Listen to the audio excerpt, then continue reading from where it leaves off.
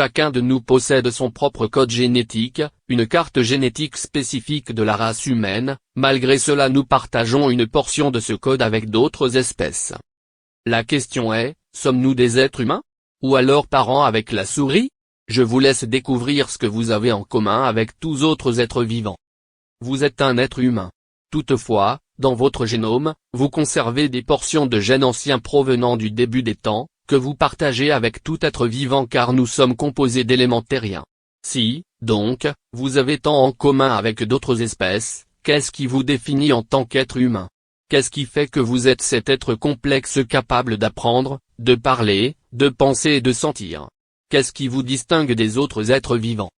Qu'est-ce que vous avez en commun avec une souris ou un ver? Plus que vous ne le croyez. Malgré les apparences, vous partagez un nombre surprenant de gènes avec d'autres espèces. Bien que ces gènes n'aient pas tous les mêmes lettres dans le même ordre, cytosine, guanine, thymine, adénine, leur fonction est assez semblable pour les considérer comme étant comparables. Ces gènes proviennent sans doute d'un ancêtre commun, un ancêtre qui a vécu il y a 3,5 milliards d'années. Les scientifiques ont émis l'hypothèse que par l'évolution, cet ancêtre est devenu la base de toutes les espèces connues aujourd'hui. Notre ressemblance avec d'autres organismes. Nos cousins. La ressemblance de certains êtres vivants sur le plan génétique, nous prouve que le complot darwinien est à exclure de nos esprits et de voir plus clair l'évolution.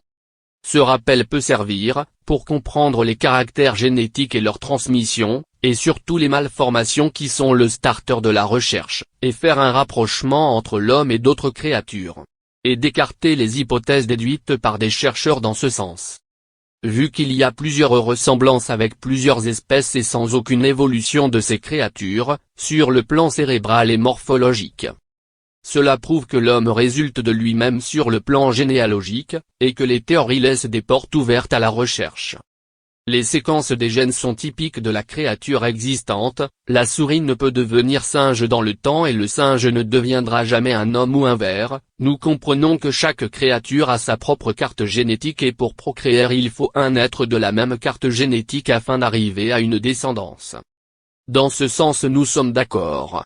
De là, nous pouvons progresser dans notre recherche dans le cadre logique, scientifique et surtout génétique.